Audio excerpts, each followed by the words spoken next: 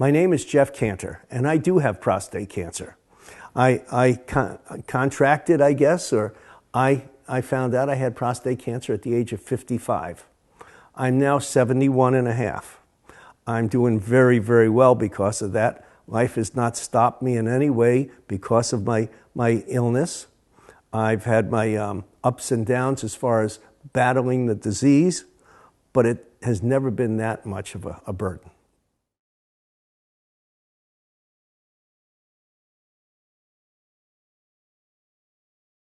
No, there are no symptoms.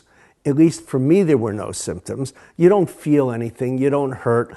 Perhaps a urine flow might be a little slower, but that can be a lot of things.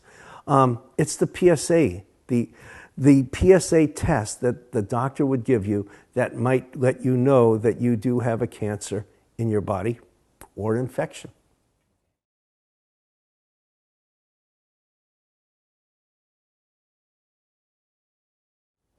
The treatment options at that time were removal, and we didn't have the robotics in those days. We had seeds, we had chemicals, and radiation. I chose, with the help of my wife and another doctor, a urologist, to go with the seeds. But when you do the seeds, in my case, because there are, it depends how far your cancer has gone in your prostate, I went with seeds, I went with chemical, and I went with external radiation.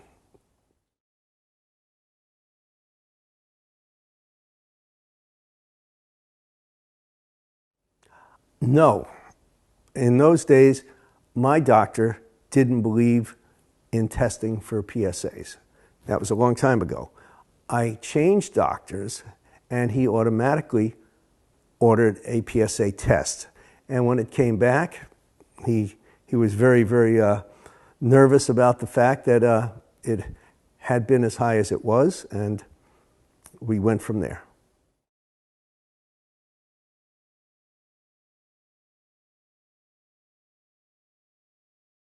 Well, in my case, or any man's life, it could save their life.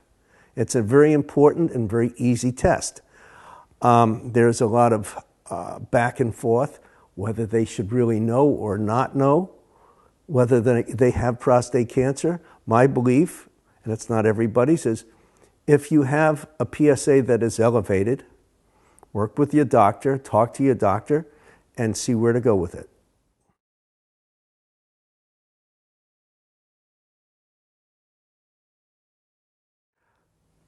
Well, it's up to them to talk to their doctor, okay? But my feeling is if you're a high-risk individual, such as African American or prostate cancer in your family, you should probably do a baseline at the age of 40 or something in that area. If you're not, a baseline at 50 would be a very smart move. And then you can monitor. It might be every year, every 2 years, but you can monitor the PSA to see if it's climbing at an accelerated rate.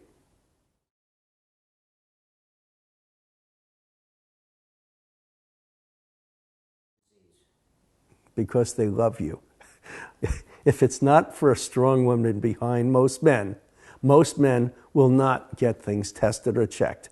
It's very important to have women on our side to go to the doctors with us and to listen, because we just hear everything blah, blah, blah. Women are analytical. And it affects the family as much as it affects you. So if you have a family, or you have a girlfriend, or you have children or grandchildren, prostate cancer is going to affect all of them. I know in my case, my kids call me every time I have chemo right now. They call me how I'm feeling 3 days later to see if I'm having ill effects. So it's a family affair.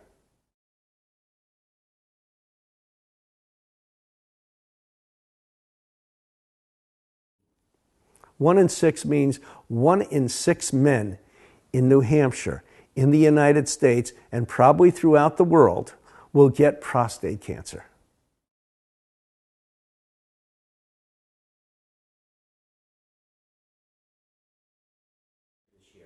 Approximately 1,200 men. It's a lot of men.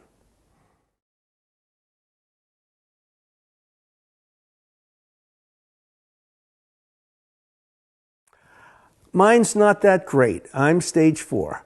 I've gone through my periods of 15 years where it was gone. It was hidden someplace. But any cancer pops back up. Not always. In my case, it popped back up.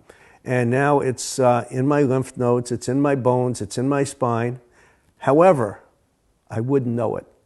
I really would not know it. We are doing all sorts of things to contain it, but we can't cure it. So inevitably, I won't be around in 5 or 6 years, or 3 years perhaps.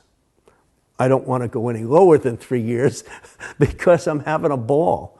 And my quality of life is really, something that I think is great. I'm still playing golf, I'm hiking, I'm swimming, I'm still racing, ski racing, I'm boating. So nothing has changed because of my prostate cancer, except now that I go to chemo. It takes 3 hours every 3 weeks, and I have other things we have to do, but it hasn't affected me.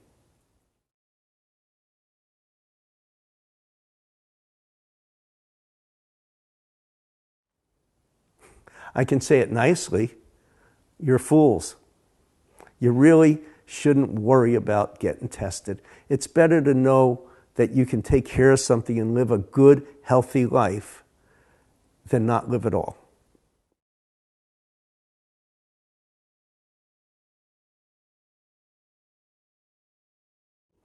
Out of the 1 in 6 that develops prostate cancer, 1 in 5 of those men will die. I'm one of those men. So I have a first-hand knowledge of it.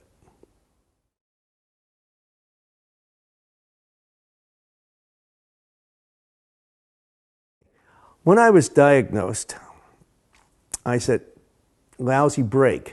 I had a ski race that night. I left my wife at home. I went to the ski race because it wasn't going to change the way it is because I didn't have pain. I didn't feel anything. And I did ask one favor because my wife was at home worrying. Can I race first instead of 50th or 60th so I could get home? Oh yeah, go ahead, they said. So I didn't give it much thought. Maybe a couple of days later when I was going through, through some of the thoughts, I did have, a why me moment, but not very often.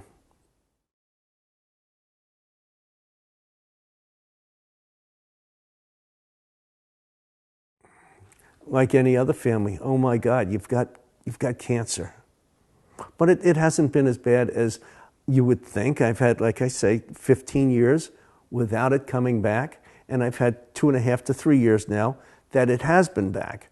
Now they're reacting because they know it's back and it's a deadly disease at this point. We have a lot of things as a family to do, whether it's getting your financial stuff in order or get your home in order or what have you. There's things to do when you're facing the inevitable. But I still don't think I have cancer. I just think, well, it's there, but I don't know it yet. It's not, there's no pain, there's nothing that I can feel.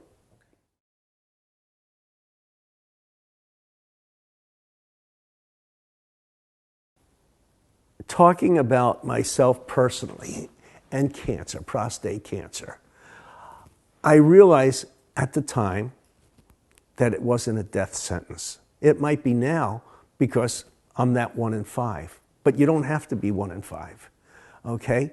I never lost any of my sexual prowess.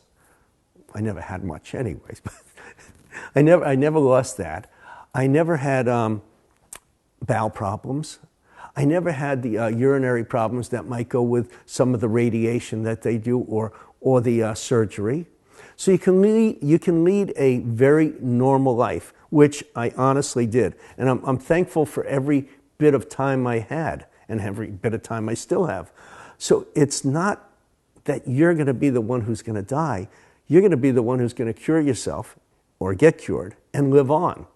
So it's really important that you have a good attitude, that you don't let this thing get you down, and you grasp it by the horns and beat the hell out of it. You don't have to give up life. You can keep going.